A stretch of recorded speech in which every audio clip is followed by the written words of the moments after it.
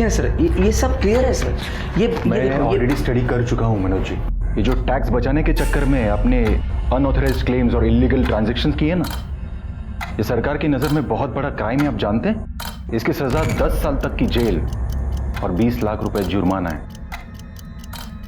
अब इंक्वायरी बंद करने के लिए मैंने मेरे सीनियर्स को 10 लाख रुपए में कन्विंस किया है। Thank you Kulkarni sir. पैसों के लिए मैंने अपना ये घर गिरवी रखा है। कुछ दिन और ठहर जाइए, आपका काम हो जाएगा। आप एनफोर्समेंट डिपार्टमेंट के इतने बड़े अफसर हो, कुछ और मोहलत दीजिए ना प्लीज। मैं बात करता हूँ मेरे सीनियर्स से, और अभी तो बात कीजिए आपके पार्टनर से, परेश जी ना। हाँ, चाह क्यों नहीं ना। हो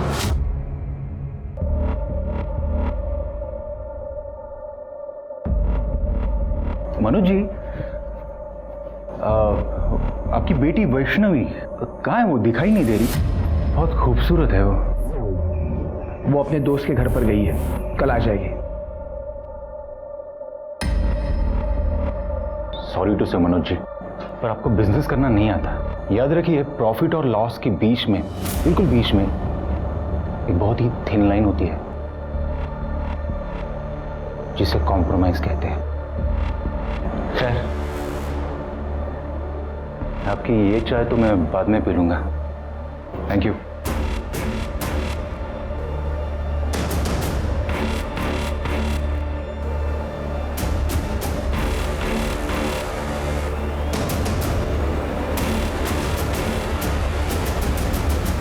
पता नहीं परेश फोन क्यों नहीं उठा रहा है।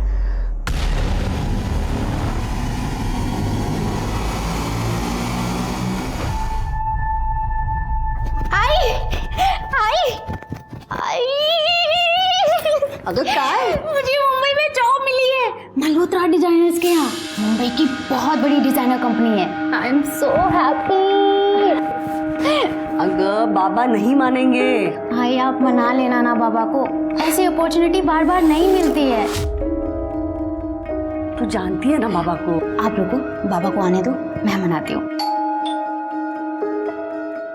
लगता है बाबा आ गए।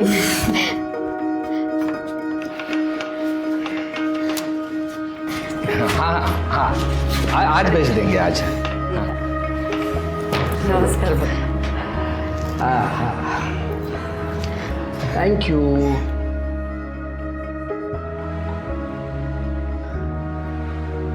बाबा, मुझे मुंबई में जॉब मिली है, हफ्ते भर में निकलना होगा। ये तो बड़ी अच्छी बात। कोई अच्छी बात नहीं है, मना कर दे उनको। देख, तू अकेली मुंबई नहीं जाएगी, और अगर तेरे को मुंबई जाना है तो तेरे लिए मैं मुंबई का लड़का ढूंढता हूँ। शादी कर ले और फिर मुंबई चली जाना। पर बाबा, कैसी बात कर रहा है मनोज? बच्ची जिंदगी में आगे बढ़ रही है और तू उसके पैरों में शादी की बेड़ियां बांध रहा है। परेश, तुला माहिती राहू नहीं द्या है। भाऊजी, ये नहीं समझेंगे।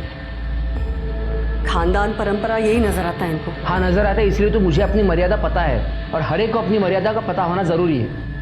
तुझे मुंबई जाना है, शादी कर ले और फिर आराम से मुंबई चली जाना। That's final. बाबा,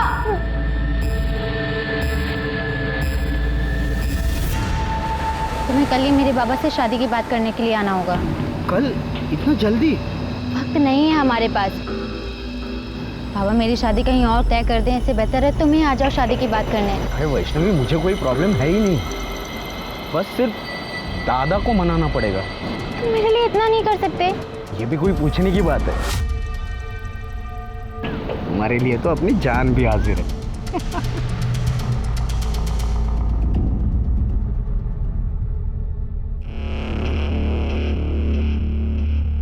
वैष्णवी, अरे वाह, इतना सज धज के कहाँ जा रही है? कहीं जा नहीं रही हूँ, ऋषि आ रहा है अपने भाई के साथ घर पे शादी की बात करने के लिए, उसी का वेट कर रही हूँ।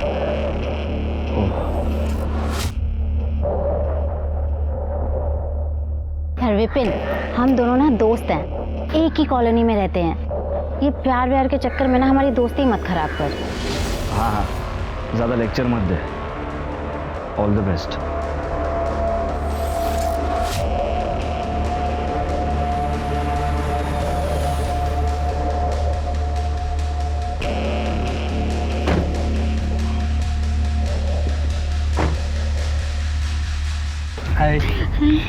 देखते नहीं हुआ हमें? नहीं नहीं नहीं, चलिए अंदर चलिए।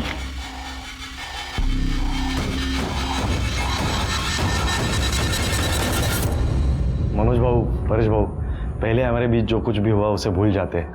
ये दोनों एक दूसरे से बहुत प्यार करते हैं, शादी करना चाहते हैं। वैसे मेरा भाई ग्रेजुएट है, एड एजेंसी में काम करता है, अच्छा खासा कमा लेता है। खुश रखेगा आपके बेटी को। सीधा साधा है मेरा भाई। सीधा साधा? तो तुम्हारा ये सीधा साधा भाई पड़ोस में रहने वाली कॉलगल योगिता के पास क्या कर रहा था? परेश, क्या बोल रहे तू? यो क्या बोल रहे हो काका? दिखाता हूँ। ये कौन है? तू ही है ना? देख ले, तुम्हारा सज्जन भाई। बगा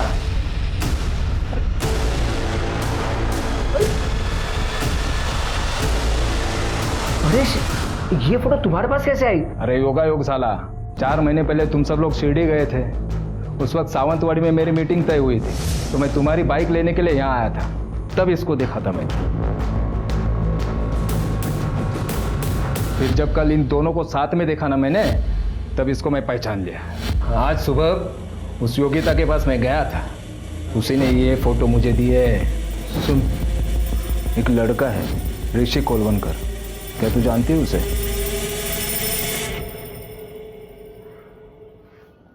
यही ना, ये तो अक्सर आता है मेरे यहाँ, बहुत पसंद है मुझे।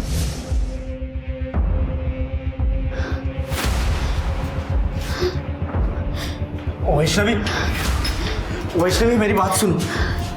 जा, अरे निकाल।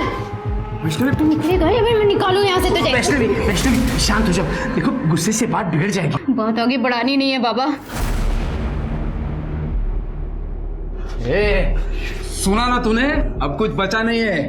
ए अक्षय, इधर आ। बड़ा गुणगान गा रहा था ना इसका,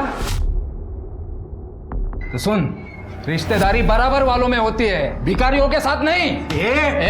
बहुत ज्यादा बोल रहा है तू। जान से मार दूंगा मैं तुझे, याद रख। मुझे जान से मारेगा। अरे रुक जाओ, रुक जाओ। अरे दादा, अरे शांत हो दादा, शांत हो। दादा, दादा, दादा, दादा सॉरी, ये सब मेरी वजह से। रुक इधर ही रुक। तू रह गटर में, वही की पैदाइश है ना तेरी। परेश काका बिल्कुल सही कहते हैं, मेल जोल हमेशा बराबरी वालों में होता है। चल तू निकल। तेरी तो नहीं बात छोड़ूंगा नहीं इसे। चुपचाप दादा बैठ, गाड़ी में बैठ।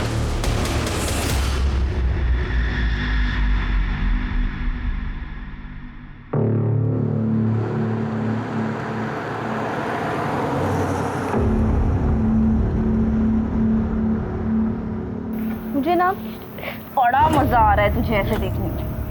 वैसे तेरे हिस्से का आधा प्यार तो तेरा आशिक मुझे कर ही चुका है। अब तू और मैं बराबर।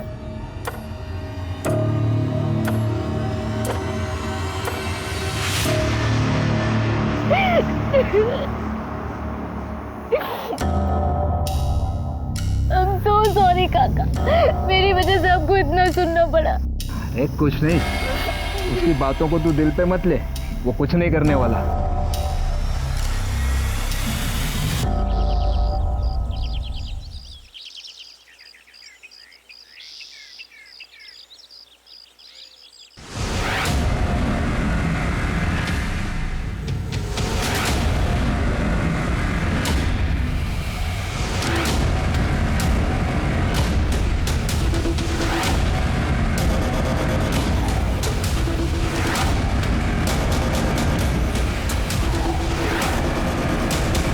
शिरके, जरा चेक करो, और तुम लोग जरा आसपास चेक करो, कुछ मिलता है क्या?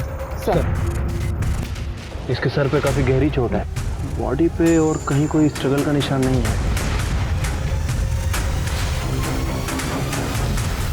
Mobile, wallet, sir PAN card, Aadhaar card, Paresh Parchure, इसकी कंपनी का विजिटिंग कार्ड भी मिला है, विश्वास प्राइवेट लिमिटेड, और इसके पार्टनर का नाम भी लिखा है, मनोज गायकर। और वॉलेट में कुछ पैसे भी हैं। वॉलेट में पैसे भी हैं, फोन भी है, मतलब चोरी का मामला तो नहीं है। पर ये आदमी जंगल में क्या कर रहा था? सर वही बात तो समझ नहीं आ रही है, लेकिन सर एक चीज़ तो कंफर्म है कि इसका मर्डर कहीं और हुआ है और उसको यहाँ लाके डंप किया गया है। हाँ हो सकता है, क्योंकि ज़मीन पर इतना खून भी नहीं बिखरा है। शिरके, फॉरेंसिक को बुलाओ और उसकी फैमिली को इन्फॉर्म करो। ठीक है सर। स्वाति, एम्बुलेंस को फ़ोन करो, बॉडी को पोस्टमार्टम के लिए भेजो। सर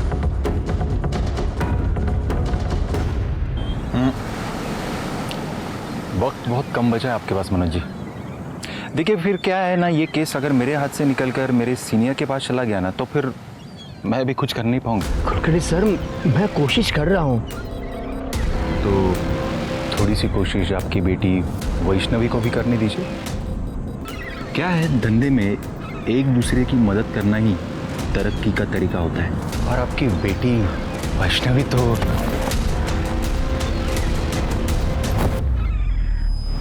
ये गलती दोबारा मत करना, वरना 10 लाख के 20 लाख देने पड़ेंगे। क्या क्या परेश का खून हो गया? अरे देवा, कैसे? परेश जी को आप कैसे जानते थे? अरे सर, वो मेरे भाई जैसा था। एक्चुअली हम दोनों की एक छोटी सी कंपनी है।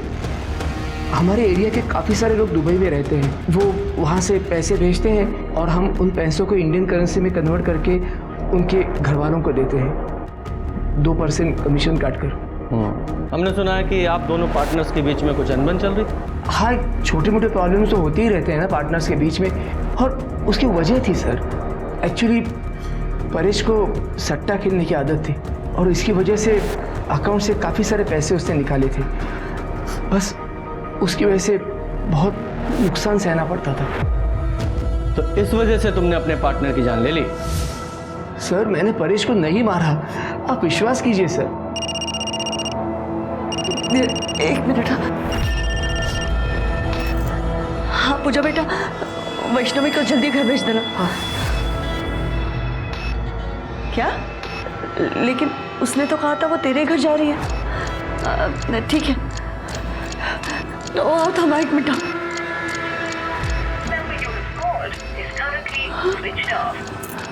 काय झालं सांगशील का? वैष्णवी पूजा के घर में नहीं गई। तू वैष्णवी को फोन लगाओ ना। लाओ ना फोन, उसका फोन स्विच ऑफ आ रहा है। क्या हुआ? ये वैष्णवी कौन है? सब वो हमारी बेटी है हमारी। क्या हुआ है, डिटेल में बताइए। वो कल ना साले एलियन माँ, बोल तो। मैं पूजा के घर जा रही हूँ। हम दोनों को एक ही असाइनमेंट मिला है, उसे पूरा करने। अच्छा, वो रात को लेट हो जाएगा तो मैं वहीं रुक जाऊंगी और सुबह 11 बजे तक वापस आ जाऊंगी। बाबा से पूछ। बाबा जाऊँ? ठीक है, अपना स्कूटर लेके जाना। पर वो तो ख़राब पड़ा है। मैं रिक्शा से चली जाती हूँ, 50 मिनट की दूरी पर ही है उसका घर, मानिक नगर में। ठीक है, संभाल के जाना पर। ठीक है, होगा। सर अब पूजा कह रही है कि वैष्णवी उसके घर पर गई नहीं। तो वैष्णवी किसी और फ्रेंड के घर पे चली गई होगी। नहीं सर, ये पक्का उसी का काम है। किसका? ऋषिकेश कोलवणकर। वो कौन है? वो वैष्णवी से शादी करने के लिए आया था, लेकिन परेश को उसके चाल चलन के बारे में पता चल गया था और ये सुनकर वैष्णवी से उसे रिश्ता तोड़ा था और शादी भी तोड़ी थी। तब तो वो चला गया था घर से, लेकिन 2 दिन के बाद तू याद रख, अगर तू मेरी नहीं हुई ना तो मैं तुझे किसी और की भी नहीं होने दूंगा। तुझे भी मार डालूंगा और खुद भी मर जाऊंगा, समझे?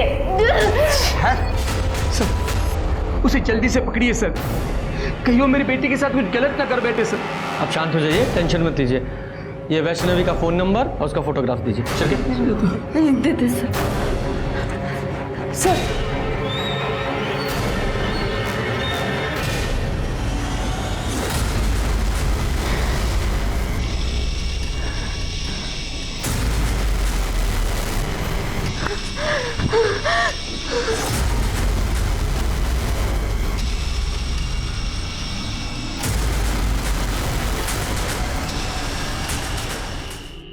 शिरके, इनकी कंपनी के अकाउंट्स, सारे बिजनेस रिकॉर्ड, सारे फोन्स, उनकी लोकेशन सब चेक करो।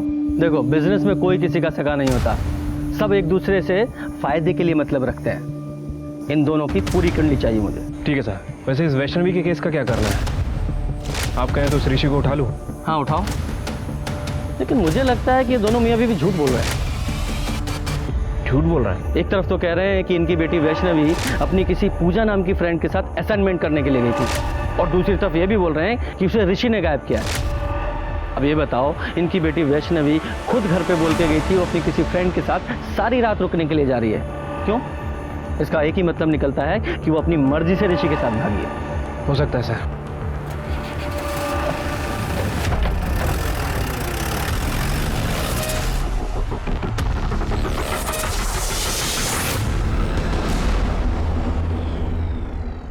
सर, परेश की पोस्टमार्टम रिपोर्ट के हिसाब से उसकी मौत 10 तारीख को करीब 3 से 4 बजे के बीच हुई।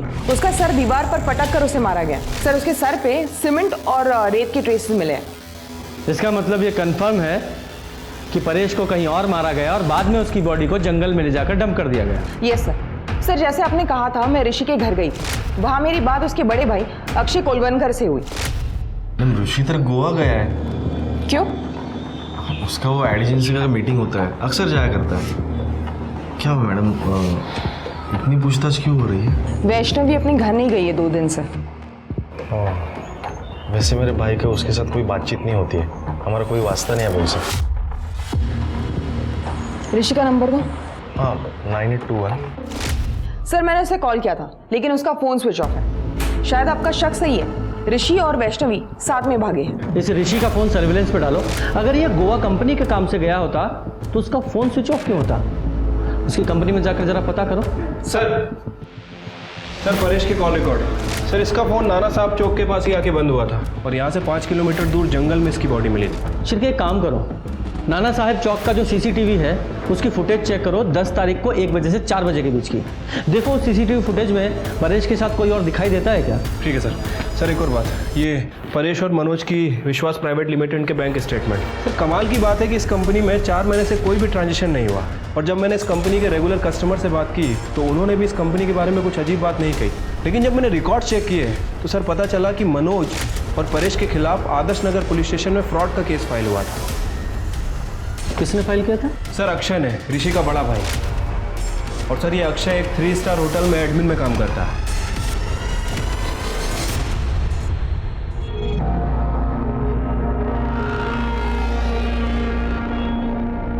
अब क्या हुआ सर?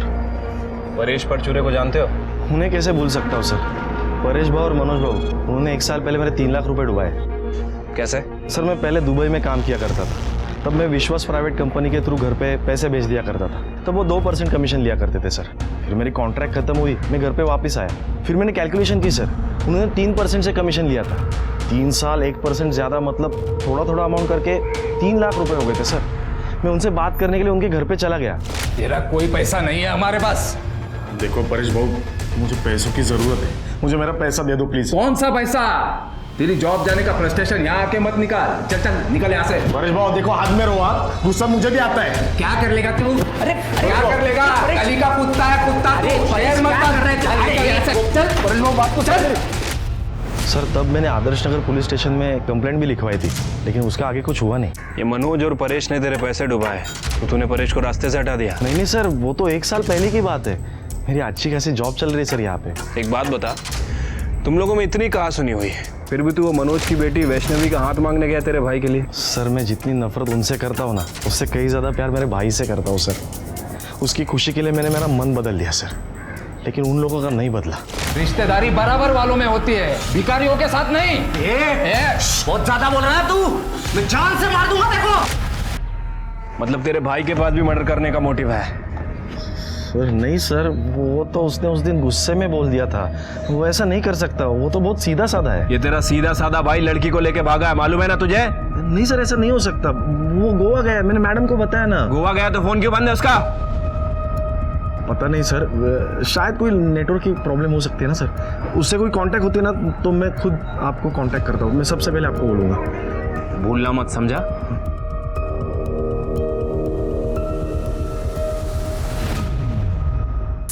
ये परेश की मौत 10 तारीख को 3 बजे से 4 बजे के बीच हुई और उसका फोन नाना साहिब चौक पे शाम को 4 बजे बंद हुआ।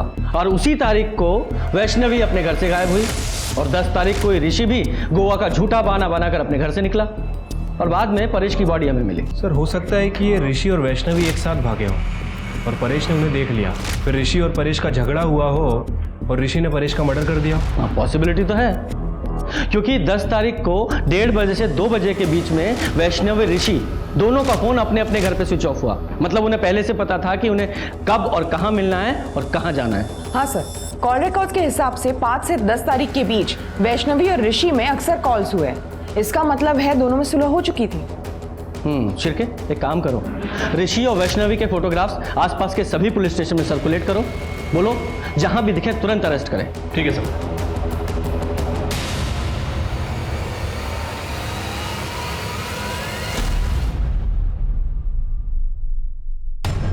मुझे दे दीजिए ना।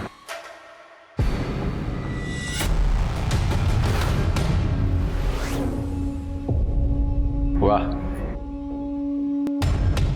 खूबसूरती की तारीफ ना हो ना तो तौहीन हो जाती है। सुजाता, ऊपर जाओ।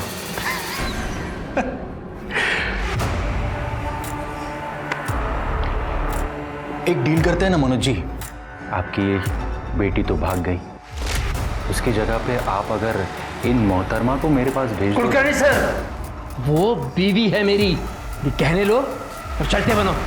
मुझे भी कैश चाहिए, 10 लाख, और वो भी 2 दिन में।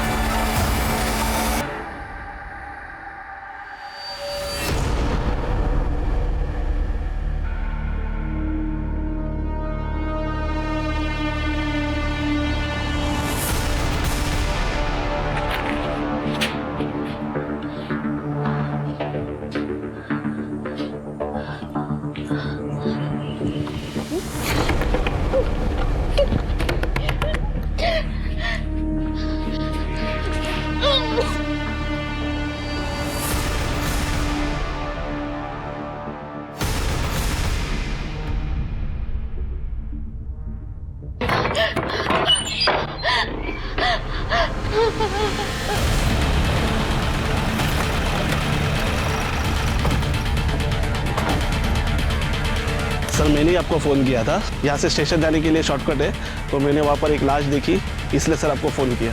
किधर है? सर यहाँ पर है। स्वाति, जरा चेक करो। सर। कर दे, जरा आसपास चेक करो।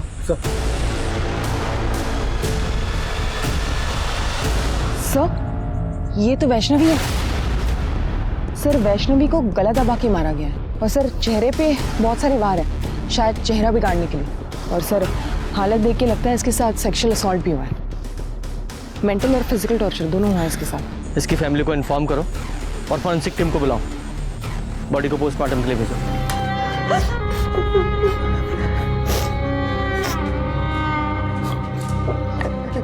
सर, वो विपिन हमारे एरिया में ही रहता है। मेरी वैष्णवी ने उसके प्यार को कभी एक्सेप्ट नहीं किया, फिर वो उसका पीछा करने लगा और एक दिन। मेरी और ऋषि की अब बात नहीं होती। देख वैष्णवी, मैं अभी तुझसे बहुत प्यार करता हूँ, एक बार सोच ले। विपिन, मुझे रिश्तों में मिलावट अच्छी नहीं लगती। हम दोस्त हैं और हमेशा रहेंगे। क्या दोस्त दोस्त दोस्त, थक गए हो तेरा दोस्त बनकर। देख वैष्णवी, देख अगर तूने हाँ नहीं कहा ना तो मैं ना अपनी जान दे दूंगा, सच में। छोड़ ये ड्रामे मत कर, छोड़। देख मैं मजाक नहीं कर रहा हूँ, मैं अपनी जान देने को सच कह रहा हूँ। मैं क्या ड्रामे कर रहा है? लग जाता तुझे तो। I can't live without you. I can't live with you. देख वैष्णवी, वैष्णवी, देख मैं तुझे बहुत, मैं तुझसे शादी करना चाहता हूँ। क्या हो गया तुझे? छोड़ मेरी बात। तेरा और मेरी बेटी का मेल हो ही नहीं सकता, समझ रहा तू ना? चल निकल, चल निकल।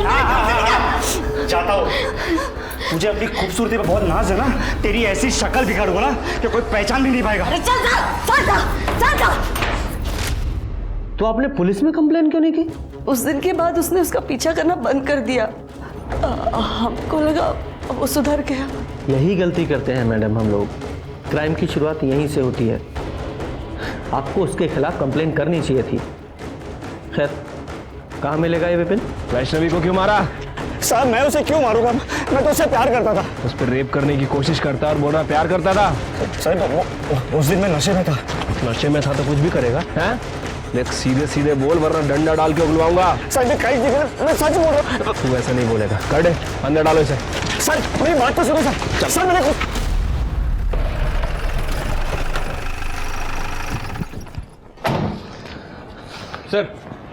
सर हमने विपिन को उठा लिया है। और सर ये वैष्णवी की पीएम रिपोर्ट। सर इसके हिसाब से उसकी मौत 14 तारीख को रात 2 बजे से 3 बजे के बीच में हुई है। गला घोटने की वजह से उसकी मौत हुई है सर। और सर रिपोर्ट में ये भी मेंशन है कि उसके साथ लगातार 4-5 दिन से सेक्सुअल एक्टिविटीज़ हो रही थी, लेकिन कहीं कोई सीमन सैंपल नहीं मिला है। एकदम जानवर है ये। जिसने भी वैष्णवी को मारा है उसके मन में वैष्णवी के खिलाफ बहुत गुस्सा भरा होगा। Sir Azad Nagar police station record के हिसाब से वैष्णवी और सुजाता ने योगिता नाम के कॉल गर्ल के खिलाफ कंप्लेन लिखवाई थी। क्या कंप्लेन लिखाई थी? सर रेसिडेंशियल एरिया में ये योगिता जिस्म फरोशी का बिजनेस करती थी। 2-3 बार पहले भी ये योगिता वुमेन ट्रैफिकिंग के लिए अरेस्ट हुई है। बुलाओ इस योगिता को। सर वो वैष्णवी और सुजाता ने मेरी झूठी कंप्लेन की थी। मैं कोई धंधा वंदा नहीं करती सर। अच्छा बेवकूफ समझा है मैं। पुलिस बिना वजह किसी को अरेस्ट नहीं करती, समझी? हमें क्यों लेकर चल रहे? चल बैठ।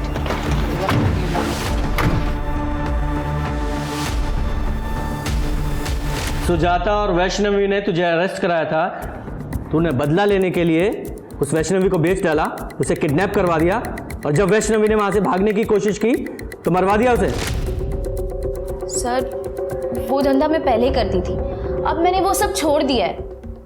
और वैष्णवी को मैंने नहीं मारा है सर।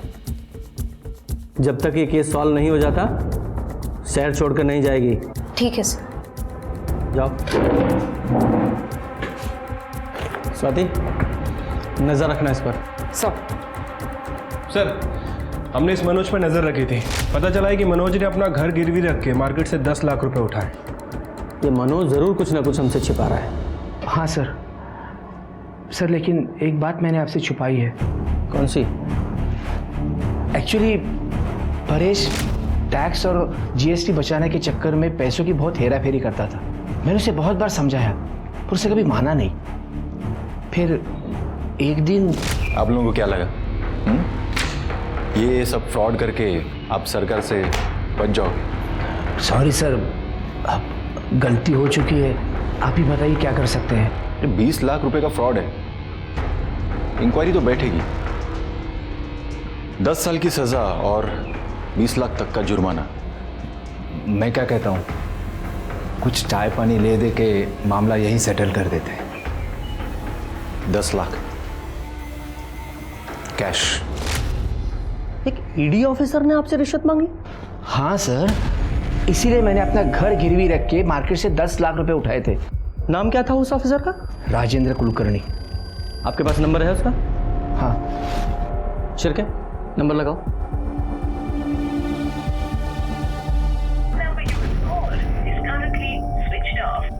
सर इसका फोन बंद आ रहा है।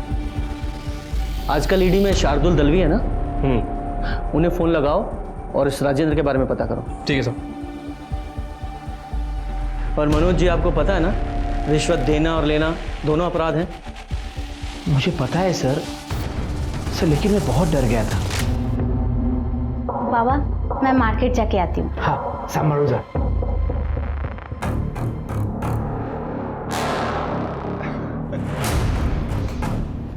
आपकी बेटी मेरा मन बहलाने के लिए कुछ दिन आ जाए तो। कुलकर्णी सर उसकी मेरी बेटी पर ही नहीं, मेरी बीवी पर भी बुरी नजर थी सर। इसलिए सोचा कि उसके सारे पैसे उसको देकर मामला खत्म कर दूं बस। मनोज जी ये बात आपको हमें पहले बतानी चाहिए थी, यहां तक नौबत नहीं आती। सर दलवी साहब से बात हुई है। उनका कहना है कि ईडी में राजन कुलकर्णी नाम का कोई भी ऑफिसर नहीं है। क्या? और सर विश्वास प्राइवेट लिमिटेड नाम से कभी भी कोई इंक्वायरी नहीं निकली। सच में? मतलब ये आदमी फेक ईडी ऑफिसर बनकर लोगों को ठग रहा है। शिरके इस नंबर को ट्रैक करो, इस नंबर की सारी कॉल लोकेशन और कॉल रिकॉर्ड चाहिए मुझे। मनोज जी आप इस सो कॉल्ड ईडी ऑफिसर को तो अच्छे से जानते ही हैं, चेहरा कई बार देखा आपने। हाँ सर। स्केच बनवाओ। सर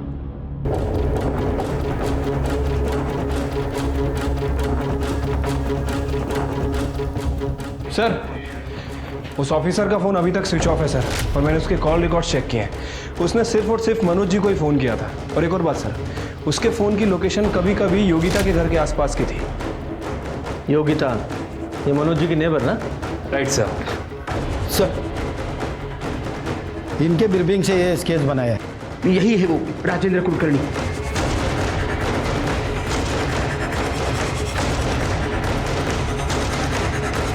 देखो, डरो मत, बताओ यही था? हाँ सर, ये एक बार आया था। ए योगिता, ये अपना पुराना दोस्त है, इसे मजा आना चाहिए।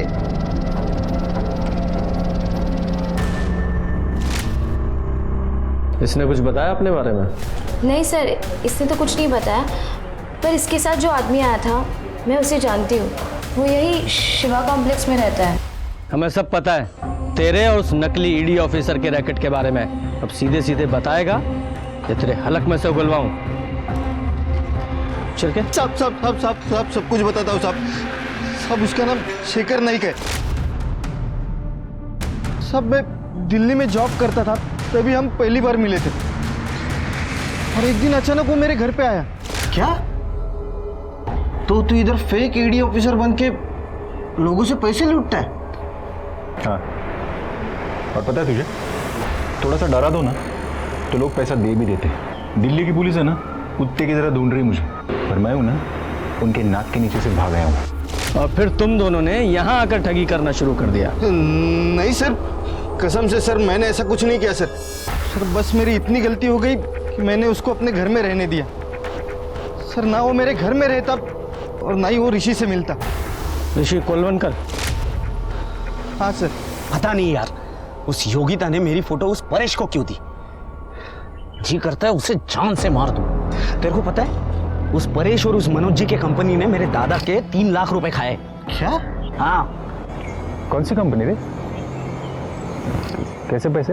अरे मेरा अक्षय दादा पहले दुबई में हुआ करता था ना, वो वहां से पैसे बेचता था इन लोगों को। ये लोग इन्वेस्टमेंट करते थे, कर दिया घपला। और जब वापस मांगने गया तो बोला कुछ नहीं मिलेगा, इनके पास कुछ भी नहीं है। और तभी शेखर के दिमाग में मनोज और परेश को लूटने का प्लान आया और उसने उनके कंपनी में फ्रॉड बताकर उनसे 10 लाख रुपए की मांग की sir.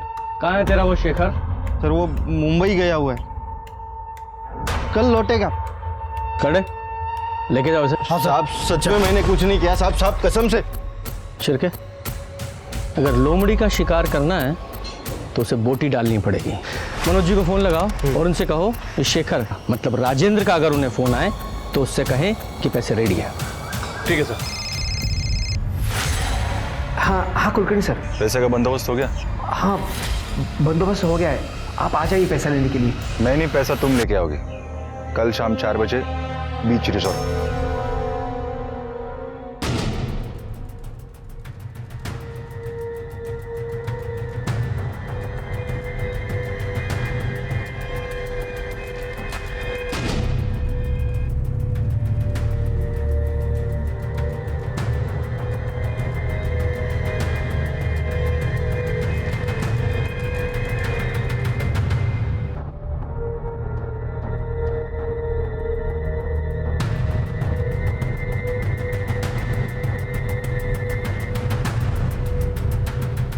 Mister Rajendra Kulkarni from ED, I card दिखाइए प्लीज।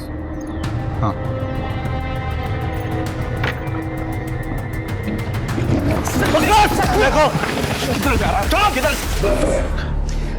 दिल्ली में तुझ पर फ्रॉड के कई केसेस हैं, लेकिन यहाँ पर तुझ पर फ्रॉड के साथ साथ मर्डर और रेप के चार्जेस भी लगेंगे। सर, मैंने ना वो परेश को मारा है, ना मैंने वैष्णवी का खून किया है। ये तो इतनी आसानी से नहीं कुछ उगलेगा, हमसे मेहनत करवाएगा। तू ही बता दे, तू तो इसके साथ प्लान में शामिल था ना? सर, मैं तो किसी भी प्लान में नहीं था सर। वो वैष्णवी को मैं जानता भी नहीं है सर, वो तो ऋषि के साथ भागने वाली थी सर। भाई, मैंने वैष्णवी को मना लिया है। भाई, कब है शादी? नहीं ना यार, यही तो प्रॉब्लम है, उसके घर वाले नहीं मान रहे। लेकिन अक्षय दादा ने बोला है कि तुमको भाग के शादी करनी चाहिए, और इसके लिए हम लोग परसों भाग रहे हैं। अक्षय दादा हमारे रहने का वगैरह सब बंदोबस्त कर रहा है। ऋषि की तुमसे कब बात हुई थी? सर, वो कुछ 8 तारीख को।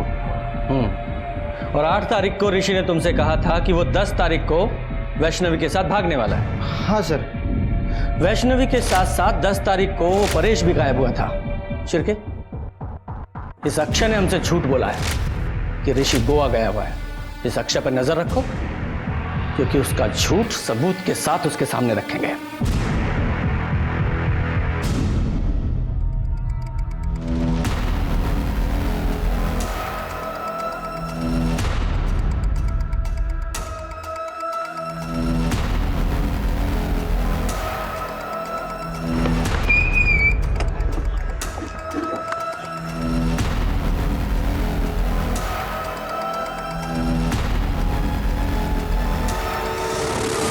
अरे दादा, लेकिन हुआ क्या? कौन देख? हाँ, मैं देखता हूँ।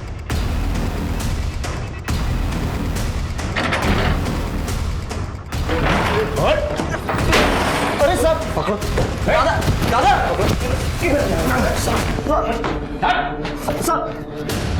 क्यों? तुम दोनों ने मारा है ना वैष्णवी और परेश को? वैष्णवी को मारा? क्या बोल रहे हो साहब? दादा, आपने तो बोला हम लोग दोनों कल मुंबई जा रहे हैं ना, और आपकी उससे बात भी हुई है, वैष्णवी कल यहाँ आ रही है ना। दादा, झूठ बोला है तेरे भाई ने तुझसे। 10 तारीख को वैष्णवी तुझसे मिलने के लिए निकली थी, फिर वापस घर नहीं पहुंची और सीधे 14 तारीख को हमें उसकी लाश मिली। 4 दिन तक उसके साथ ब्रूटली रेप किया गया, और पता है किसने किया? तेरे सगे भाई ने। गुस्सा आ गया था मुझे, मेरे पैसे डुबाए, मेरा और मेरे भाई का अपमान किया। और इसको 8 तारीख को फोन आया उस वैष्णवी का, उसने बोला कि फिर अपनाएगी इसे। तब मैंने प्लान बनाया। ऋषि, तुम यहाँ से सीधा वर्तक नगर के लिए निकलना। मैं वैष्णवी को उसके घर से पिकअप करता हूँ और वर्तक नगर में छोड़ता हूँ। वहाँ से तुम दोनों मुंबई के लिए निकलना, लेकिन ध्यान से अपना फोन स्विच ऑफ कर लेना, दोनों भी, ताकि तुम लोगों तक कोई पहुँच ना पाए। मैं पूजा के घर जा रही हूँ। हम दोनों को एक ही असाइनमेंट मिला है, उसे पूरा करने।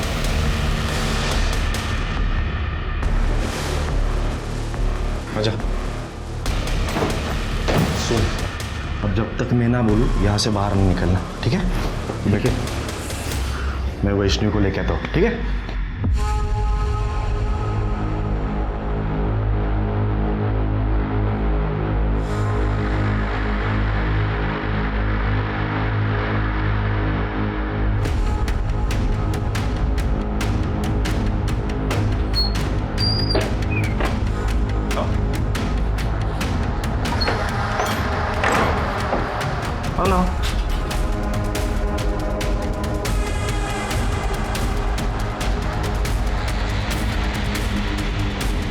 दादा, आप कहाँ लेके आए हैं मुझे? ऋषि कहाँ है? ऋषि ना नहीं आने वाला। तुम्हें सबक सिखाने के लिए मैं अकेले ही काफी हूँ।